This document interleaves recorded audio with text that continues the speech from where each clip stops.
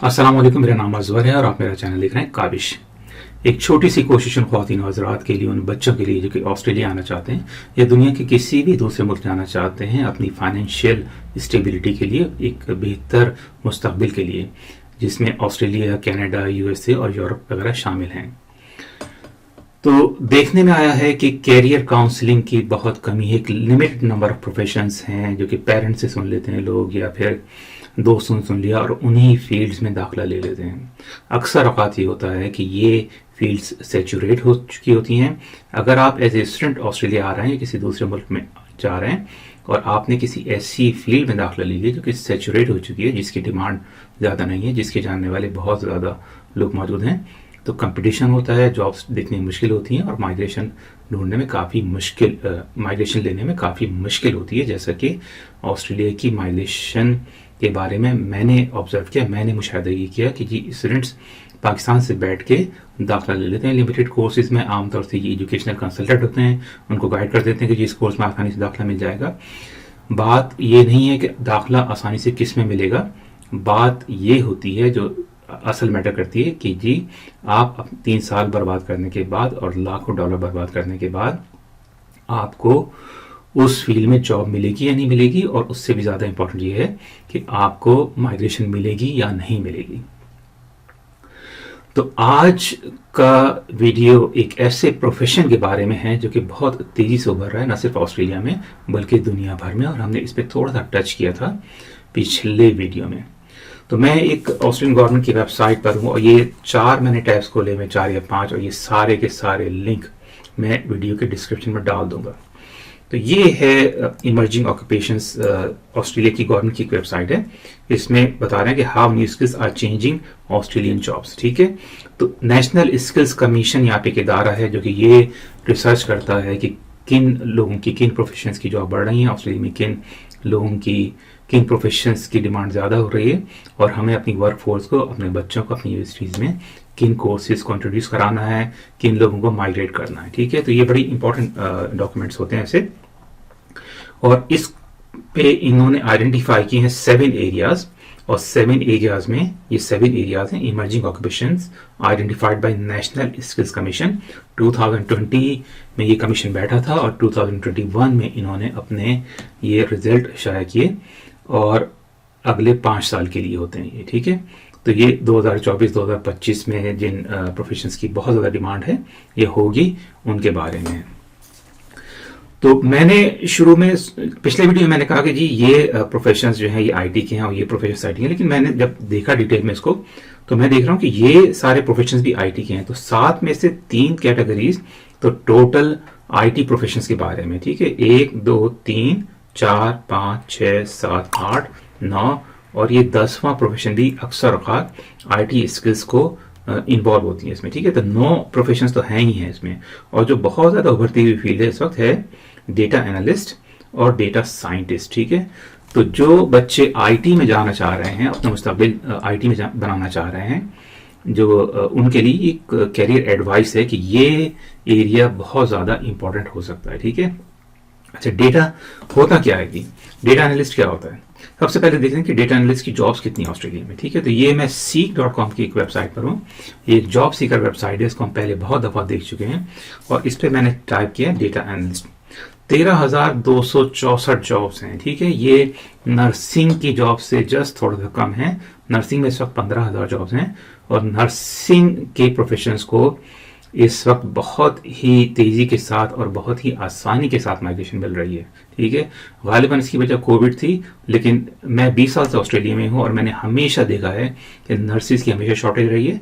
तो ये मुझे जान के बड़ी हैरत हुई कि डेटा एनालिस्ट की जॉब नर्सिस से जस्ट थोड़ा सा पीछे हैं, तो तकरीबन उतनी ही डिमांड है, और इसमें सैलरीज भी बहुत मुनासिब है, $60,000 to $70,000 पर ईयर ऑस्ट्रेलिया में। ठीक है, और $60,000 to $70,000 अगेन, $58.5 पर आवर, और इसमें 1,01,000 से 1,12,000 तक बहुत मुनासिब सैलरी। ठीक है, बहुत ज़्यादा एक्सट्रीमली गुड नहीं है, लेकिन एवरेज सैलरी से थोड़ी सी ज़्यादा है। ठीक है, 1,00,000 से 1,25,000 तक, और ये 2 प्रोफेशंस में मेंशन किए गए हैं जो कि बड़े करीब करीब है, कि डेटा एनालिस्ट اور ڈیٹا سائنٹسٹ. تو دونوں میں فرق کیا ہوتا ہے؟ ٹھیک ہے. تو ڈیٹا اینالسٹ جو ہوتا ہے یہ ایک ویب سائٹ ہے جو کہ گورنمنٹ کی نہیں ہے والی.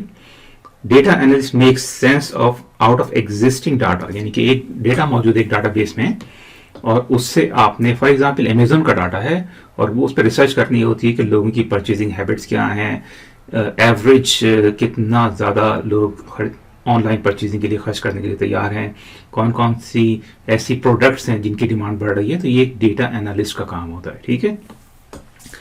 تو یہ ایگزسٹنگ ڈاٹا ایکسٹریکٹ کر کے ڈاٹا بیسز سے ان پہ ریسرچ کر کے یہ معلوم کرنا ہوتا ہے کہ آپ اس انفارمیشن سے اپنے بزنس کو, یعنی جس امپلائی کے لیے آپ کام کر رہے ہیں اس کو کیسے فائدہ پہنچا سکتے ہیں.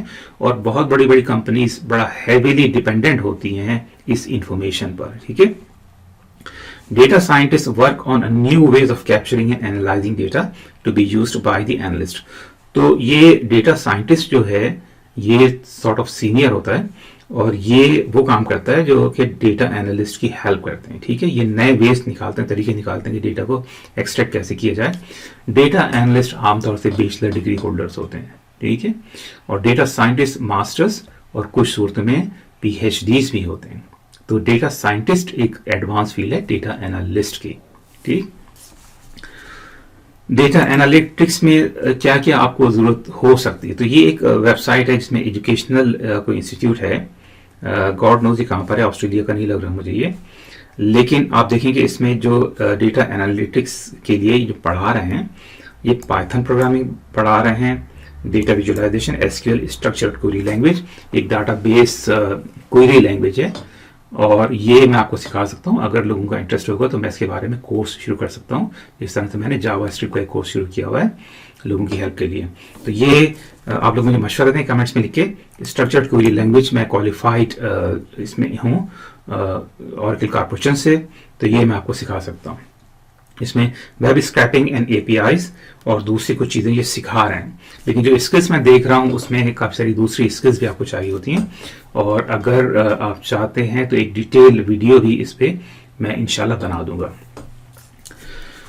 اسکل آکوپیشن لسٹ میں اگر آپ دیکھیں تو یہ پروگرامر کے انڈر آتا ہے, عام طور سے اینالسٹ پروگرامرس ہیں, اور یہ آسٹریلیا کی اسکل آکوپیشن لسٹ ہے. یہ وہ پروفیشنس ہیں جن کی بنیاد پہ آپ پاکستان میں بیٹھ کے, یا اگر آپ آسٹریلیا میں ہیں ایز اے اسٹوڈنٹ یا کسی اور طرح سے آئے ہوئے, تو آپ اس کی بنیاد پر آسٹریلیا کی مائگریشن اپلائی کر سکتے ہیں. ٹھیک ہے. اگر آپ کا پروفیشن, یعنی سے فار ایگزامپل آپ پروگرامر ہیں, جیسے کہ آپ پائتھن پروگرامر ہیں, تو پائتھن کی اپنی جابس ہیں وہ بہت زیادہ ہیں. ٹھیک ہے. ڈیٹا انالیٹکس کہاں چلا گیا یہ, اگر میں دیکھیں اس وقت ڈیٹا انالیسٹ کی جاب 13,000 ہیں. اگر میں صرف پائتھن لکھوں تو پائتھن کی جابس ہی 5,000 ہیں. ہو سکتا ہے کہ یہ ڈیٹا انالیسس کے بارے میں نہ ہوں. ٹھیک ہے. لیکن اگر آپ کو پائتھن آتی ہے تو آپ ڈیٹا انالیسٹ کی جاب تلاش کر سکتے ہیں آسٹریلیا میں, اور اس پہ آپ مائگریشن بھی لے سکتے ہیں. ٹھیک ہے. تو آپ اپنا کیریئر پلان کریں آج سے, اور اس میں یہ انفارم ڈیسیشن ہوگا. آپ کو پتا ہے کہ آسٹریلیا میں اور دنیا بھر میں بھی اگر آپ دیکھیں گے تو کم و بیش انہی پروفیشنز کی ڈیمانڈ بڑھ رہی ہے. تو ایک انفارم ڈیسیشن لیں. آپ کو پتا ہونا چاہیے کہ 5 سال کے بعد آپ جو پڑھ رہے ہیں اس پہ آپ کو اس کا فیوچر کیا ہے, اس کا مستقبل کیا ہے, انکم کیا ہے, اور اس میں آپ کی ضرورت دنیا میں کتنی ہے. بات یہ ہونی چاہیے جب آپ مائگریشن کے اپلائی کریں تو مائگریشن دینے والے یہ نہیں سوچتے کہ آپ کو کتنی ضرورت ہے, وہ یہ سوچتے ہیں کہ آپ ان کے لیے کتنے اہم ہیں. ملتے ہیں اگلے ویڈیو میں. اللہ حافظ.